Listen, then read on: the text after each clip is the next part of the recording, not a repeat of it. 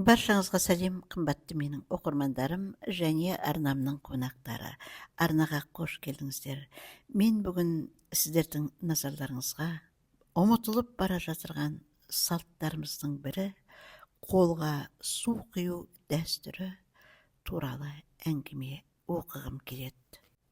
Қонақ келгенде қолға су құю деген дәстүр бар. Расы керек, су құюдан бәріміз қашатынбыз. Бірі самаурынға су толтырып, бірі ошаққа отын тасқан бола қалады. Ағаларымыз, адамның кішісі болғанша, иттің күшігі бол, бар, қолға су құй деп жүгіртіп жібереді. Үлкенді тыңдау керек. Бір қолға құман, бір қолға шылапшын, мойынға сүлгі асып, қолға су құясың.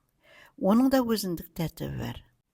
Әкеміз анандай жерде тұрып, су етектен бата төрден деген, оң жақтан бастап құй, бір қолыңмен шүмегін ұстап тұр, сарылдатпа, үзіп-үзіп 3 рет құй, 4-шісін қонақ сұраса ғана құй деп бақылап тұратын. Суды не үшін үзіп құятыны да есеге келе білдік.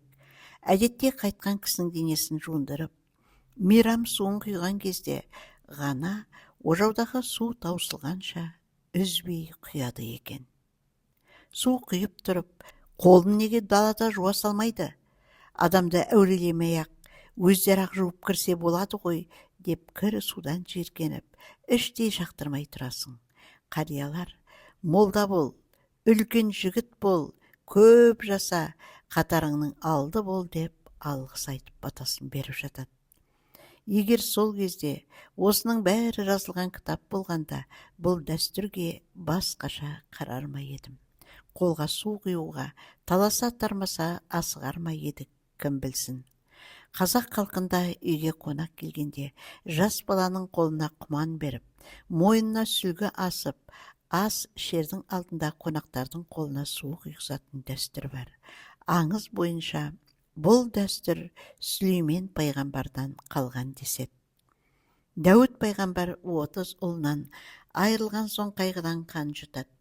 Ұлық Алла оны жұбату үшін тағы да бір ұл сыйлайды. Дәуіт ұлды бұлардың қарсаңында Жибрейіл періште уахи келеді. Ей, Дәуіт, ұлық Алла саған бір ұл нәсіп етеді. Бірақ шарты сол, ол баланың қызығын 9 жыл ғана көресің. Осыған ризасың ба дейді. Дәуіт іштей қынжылса да, жаппар иемнің әміріне не қылса да ризамын деп келіседі. Көп ұзамай, Дәуіт ұлды болып, есімін Сүлеймен қояды. Дәуіт патша болғандықтан, оның сарайына күн сайын 100 адам қонаққа келеді екен. Сол кезде 7 жасар Сүлейменді бір қолына құман, бір қолына сүлгі ұстатып, сарайдың алдында қызметке қояды. Бала күні бойы кірген шыққан қонақтардың қолына су құйып, алғысын алады. Оның адал қызметіне риза болған қонақтар, ғұмыр жасың ұзақ болсын, Құдайдың сүйікті құлы бол, басыңнан бақ, астыңнан тақ кетпесін, әділ патша бол, екі дүниенің сырын біл, дұшпаныңа қатал, досыңа адал бол, ғалым бол деп 90 түрлі тілек айтып бата береді екен. Арада 15 жыл өтеді. Сүлейменнің бұған насып етіп, қабырғасы қатайып, ойы да бойы да өсіп, азамат болып ері жетеді.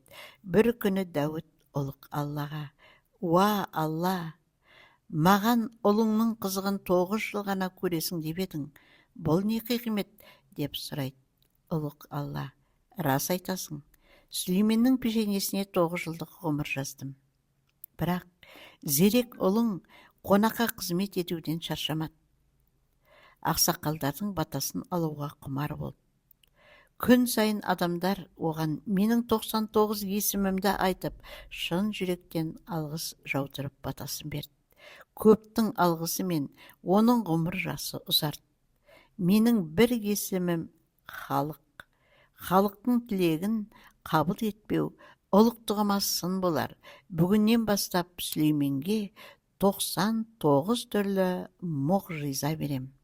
жердегі бүкіл тау тас, аң құс 18 мың ғаламға патша қыламын деді.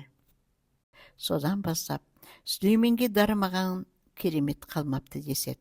Осыған орай Сүлейменде су құйған, су иесі Сүлеймен деген сөздер ел арасына таралыпты.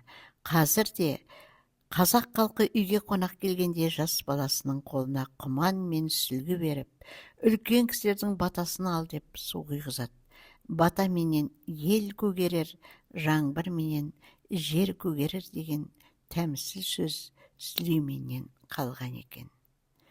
Осы дәстүрді құптайсыз ба, құрметті оқырман? Қолға су құю туралы өз ойыңызды пікір бөліміне қалдыра кетіңіз. Егер менің әңгімем ұнаса, қазақ тілді контенттің дамуына өз үлесіңізді қоса кетіңіз.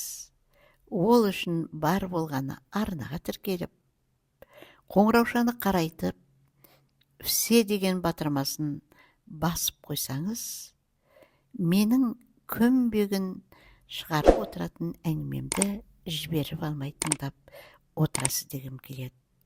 Сонымен қатар алған әсеріңізді пікір бөліміне бөлісуді ұмытпаңыз дегім келеді. Олай болса, мен сіздерді өзімнің арнамда күтетін болам, қымбатты менің оқырмандарым.